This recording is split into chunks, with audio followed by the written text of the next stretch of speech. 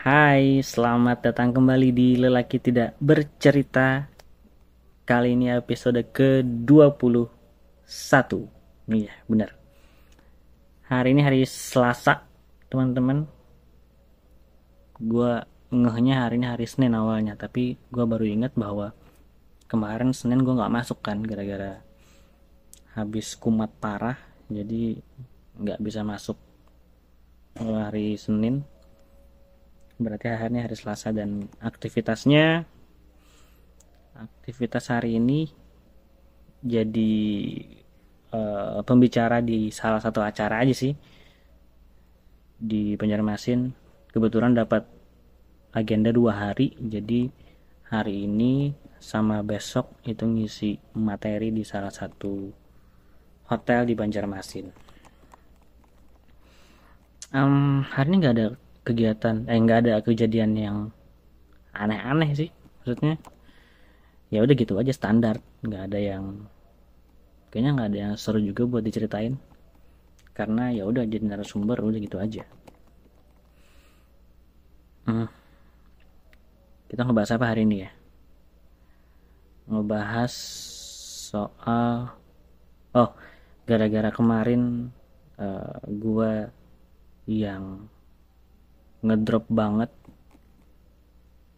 nangis kejer di jalan itu.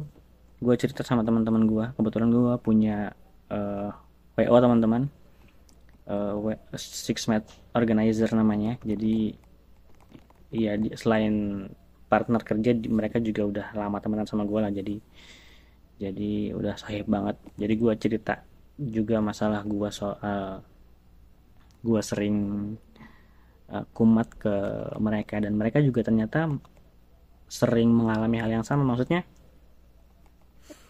mereka ngerasain seenak itu menangis di motor, entah dengan berbagai macam alasan.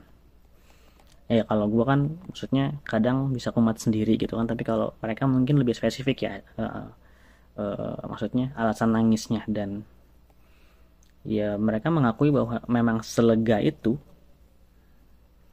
ketika nangis di motor, apalagi sampai hujan. Wah, itu efek dramatisnya dapat banget. Dan gue baru nyadar emang kayaknya kita ini sekarang nggak cuman eh, apa lelaki ya. Lelaki memang sih dari dulu kurang mendapatkan tempat yang nyaman gitu buat cerita, apalagi buat nangis.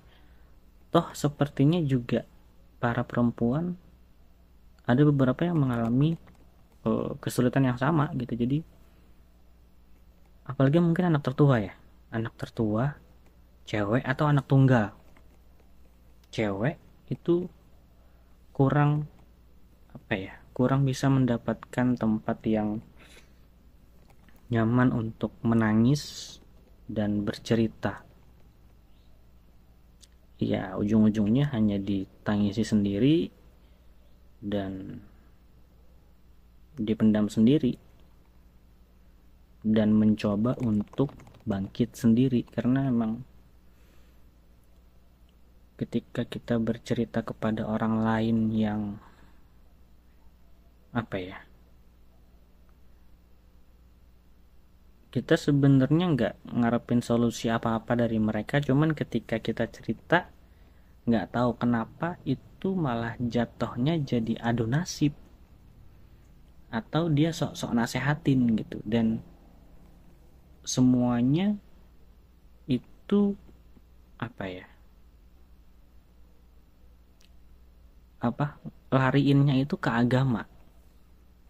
Maksudnya ya lu kali kurang sholat, lu kali jarang ibadah, lu nggak pernah istighfar misalnya gitu. Ini buat yang muslim ya, buat yang Islam, lu jauh dari Tuhan gitu gitulah.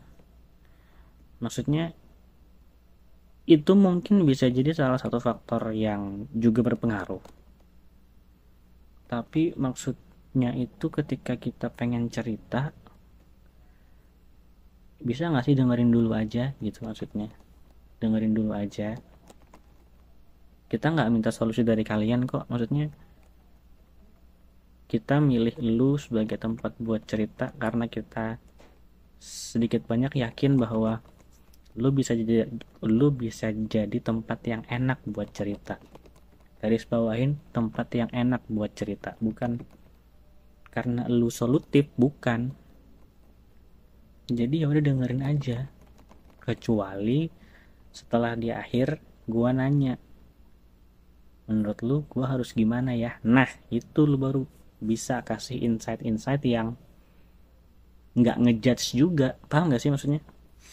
Kita sering kali ketika mendengar curhatan orang bahwa ia melakukan kesalahan atau dia sedang dalam kesulitan, kita sering kali di kepala udah nyiapin susunan kalimat buat menjatuhkan dia. Lu nyadar nggak sih? Lu sih, lu sih, lu sih gini, lu sih gitu. Tanpa kita uh, menerima dulu atau apa ya, ngerasain dulu point of view dia kayak gimana ketika melakukan itu, alasannya apa ketika melakukan itu. Kita jarang banget, kita sering kali suka cerita sama orang tentang hal apapun, tapi kita jarang banget bisa jadi pendengar yang baik.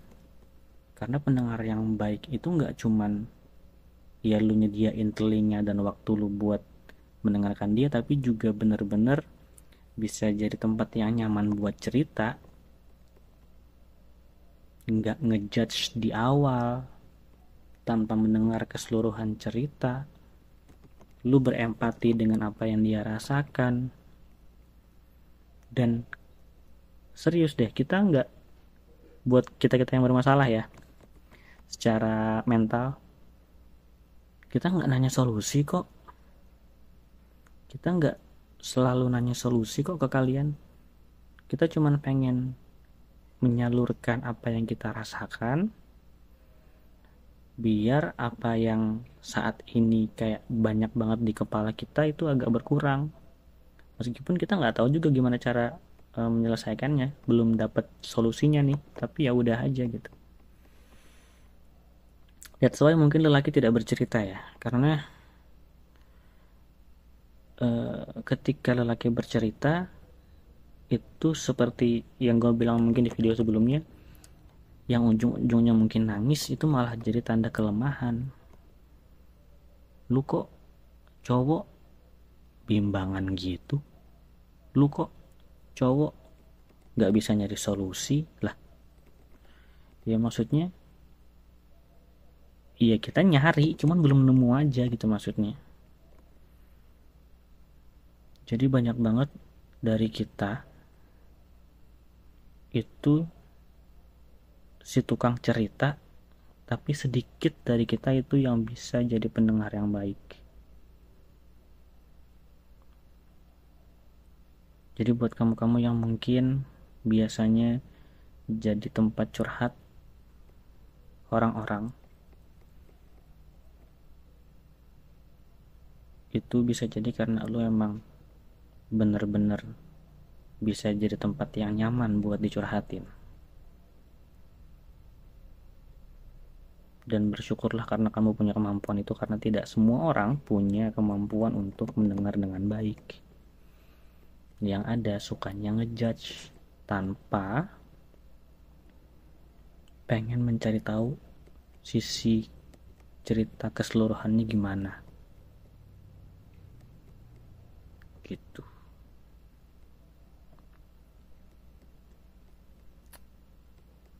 Itu dulu kali ya, lelaki tidak bercerita hari ini. Jadilah pendengar yang baik. Kalau nggak tahu ceritanya, jangan asal ceplak, jangan asal nuduh, diem. Oke, segitu dulu lelaki tidak bercerita hari ini. Sampai ketemu di lelaki tidak bercerita selanjutnya. Bye bye.